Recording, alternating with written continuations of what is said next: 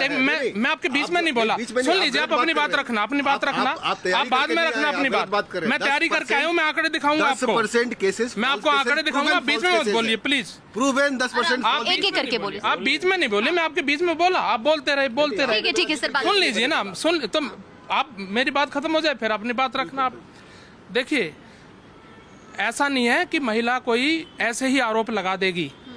जब उसके साथ कोई ऐसी घटना होती है, छेड़छाड़ की, रेप की या इस तरह की, तो ही वो आरोप लगाती है। और ये तो आंकड़े इसलिए कम हैं कि ज़्यादातर महिलाएं अवॉइड कर जाती हैं, समाज के डर से, घर वालों के डर से, बदनामी के डर से, परिवार की बदनामी होगी। नहीं तो ये आंकड़े और ज़्यादा बढ़े।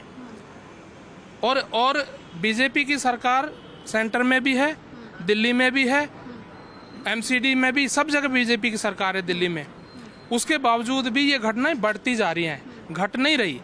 इसके पीछे जो पुलिस है ना, पुलिस की नाकामी, पुलिस का नकारापन, वो ज़्यादा जिम्मेदार है।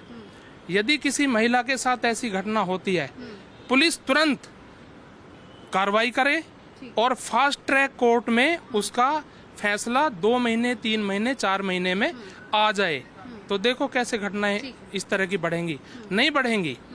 ये बढ़ती इसलिए है कि सिर्फ उन्हें ज़्यादा जल्दबाजी क्या की जाती है कि जिन्होंने इस तरह की घटनाएं की, जो इस तरह की घटना में इन्वॉल्व पाए गए जो लोग, उन्हें गिरफ्तार कर लेगी पुलिस, दिखा देगी भाई हमने गिरफ्तार कर लिया, जनता संतुष्ट, लोग चुप। उसके बाद फिर वो जब कोर्ट में जाता है ना मामला, 10-10 साल लग जाते हैं, 15 साल लग जाते हैं, 20 साल लग जाते हैं। इतने दिनों में तो महिला वैसे ही डेमोरलाइज हो जाएगी, निरुत्साहित हो जाएगी, वो कहाँ लड़ेगी इतना लंबा केस। यानी आपको क्या लगता है कि इस तरह के मामले में और सख्त कानून की जरूरत है?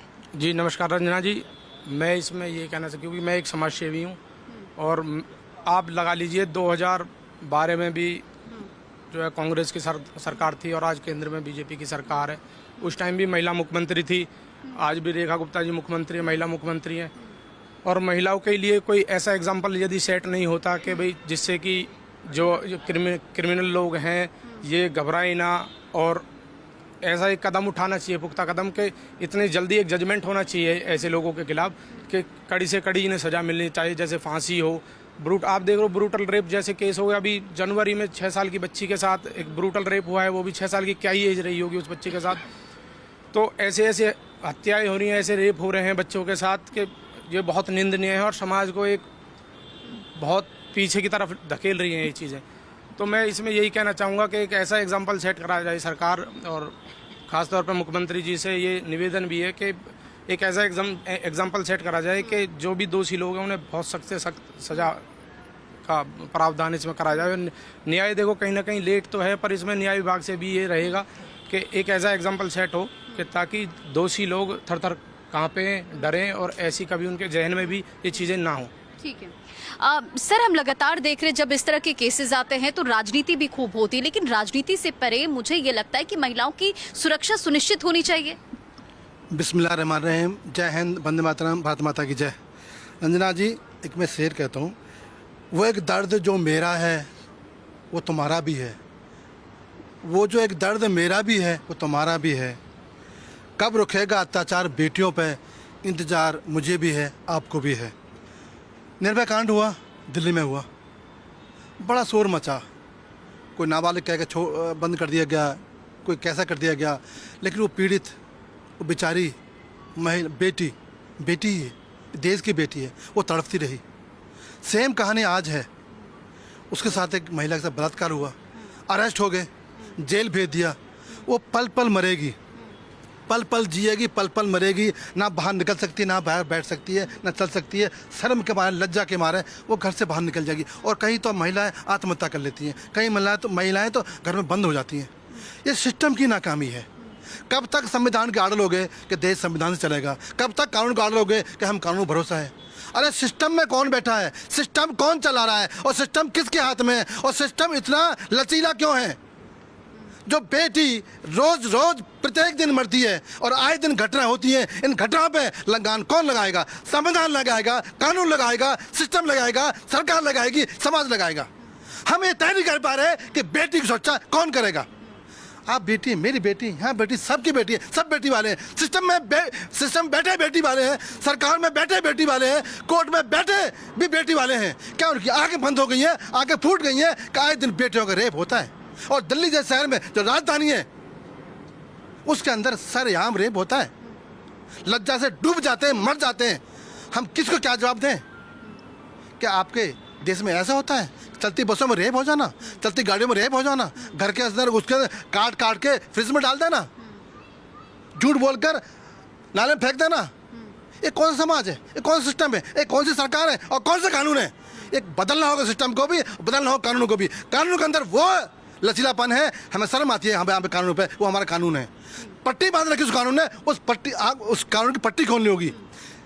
हर थाने में मैं आज आपके माध्यम से मोदी जी और अमित शाह जी से निवेदन करना चाहता हूं कि आप पूरे देश में एक विधेयक लाओ और हर थाने के अंदर एक गठन करो, चाहे 4 आदमी हो चाहे 6 आदमी हो, और 24 घंटे के अंदर, 48 घंटे के अंदर उस केस का रिपोर्ट न्यायालय में दें और 1 महीने के अंदर जो आरोपी है फांसी हो, उम्र कैद ना हो, और फांसी भी सरेआम हो।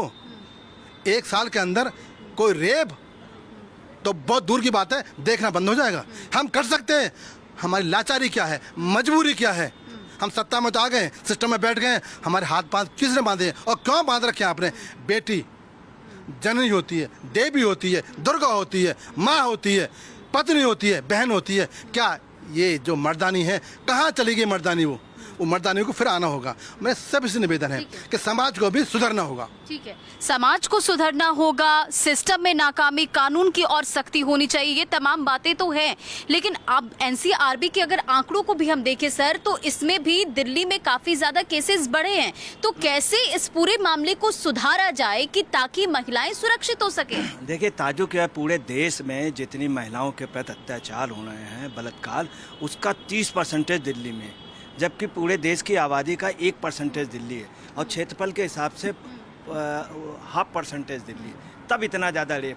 अब है क्या, सबसे बड़ी मेन बात ये आ रही है कि जो गवाह होते हैं या लोग, उसके बाद लोग साथ नहीं देते, धरना प्रदर्शन करते हैं, और जो सरकारी वकील हैं वो भी मिल जाते हैं। सबसे ज़्यादा सरकारी वकीलों की वो है, पुलिस जो है ऐसे उसमें चार्जशीट बहुत हल्की लगाती है। अब एक कानून उस पर और होना चाहिए, हत्या का भी होनी चाहिए। जैसे ये वाला रेप का केस हुआ, इसमें और निर्भया कांड में भी ये हुआ था, जो धाराएं लगाई गई थी बहुत हल्की लगाई गई थी।